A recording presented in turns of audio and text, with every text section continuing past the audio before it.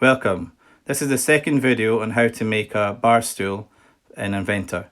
This video is going to concentrate on assembly. To begin with, we want to place the first part. So start by clicking place in the top left, select the seat and right click and go place grounded origin. Hit the escape button because it wants to put more than one in. I'm just going to rotate this round in 3D. Next we want to add the legs, so we're going to click place once more.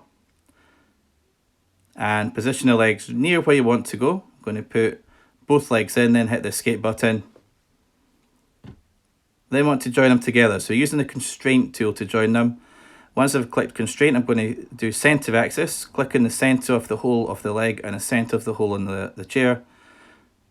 And it's lined them up. As you can see now, there's a button in the bottom right of the pop-up window. You can select if you need to flip it like I have. You need to do the same for the second hole.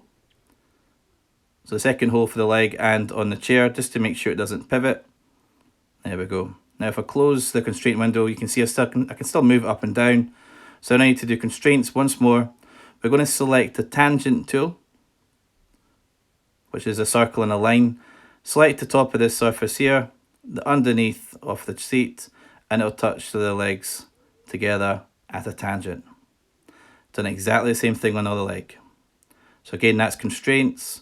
Center of axis on that hole there and center of axis on this hole here. That'll line them up.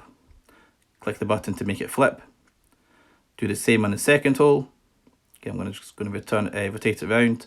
Center of axis on that hole there and on the top one. Just stop things pivoting. If I close the constraints pop-up window, I can still drag it down the way, as you can see. I can then go back into constraints, select the tangent button, so looking for a circle with a line, select the top surface of the bar underneath the seat and it'll touch it together at a tangent. And that's the legs constrained in place.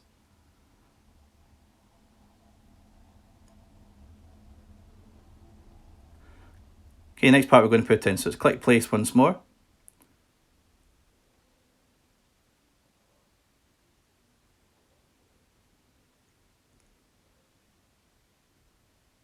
This time we're going to put in the packing piece. These are small, so be careful when you do this, zoom in. Again, what we're going to do first, we're going to center access the inside hole of the packer and the inside hole of the seat. They line up the centers. You may need to close the constraints tab though and drag up like you've just seen me do here. I can then go back into constraints, select the bottom part of the packer piece, the top part of the chair, and it mates it together.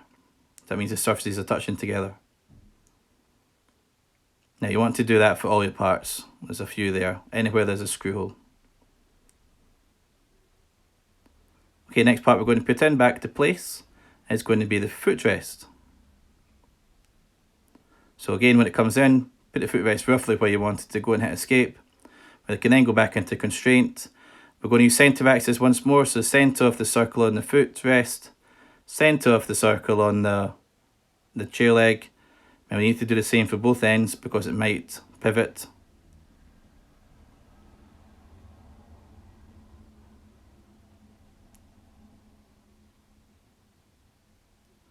Then we're let's rotate it back round. As you can see, you can still pull it out in this direction. So I need to go constraint once more. And I'm going to select the inner side of the footrest and the bar here at a tangent. And that joins them together.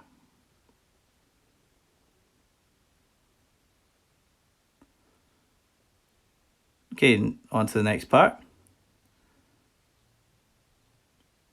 And this time we're going to place in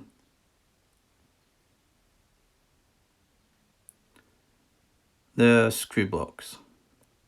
So the screw blocks, there we are. Just zoom in for this part here. We'll go constraint once more. Now if you go and center of axis the holes first of all, like we've done previously. There we are. That lines up the centers. I can then close the constraints tab and pull it down. Back into constraints. This time we're looking to select the inner surface. If you like, it looks like a center line pops up. Select the same part on the center line on the bar and it lines those parts up. That puts the screw block in place. Again, do that for where all the screw blocks need to go. The last part we're going to put on is the foot or feet.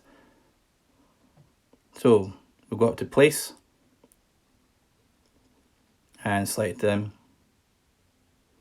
When it comes in, position it fairly close to where you want it to go. We can then click the constraints button. We're looking to select the inner curve, get a center line and the center point of the bar, and it should line them up. You can then slide them along to get the position of where you would like them to be. Again, obviously do that for all the feet. There should be 4 in total in the model. Okay, so next we're going to add on some materials. Now we're going to do this like we normally do, so we're going to go up to where it says Tools, then Appearance. We can then, when the pop-up window comes up, select the materials by searching for them, click the arrow to add them to the top line, and then you can then assign them to the different components by selecting the components, and then right-clicking on and going to assign. You can do more than one material at the same or component at a time. As you can see here on the packing PCs, I'm just zooming in and using the Shift key to select more than one, and I can assign that material in one go, just for a bit of speed. There we are, just going to colour them black.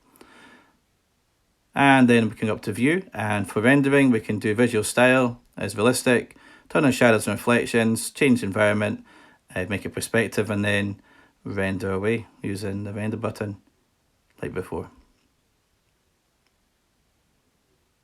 There we are, thank you for watching.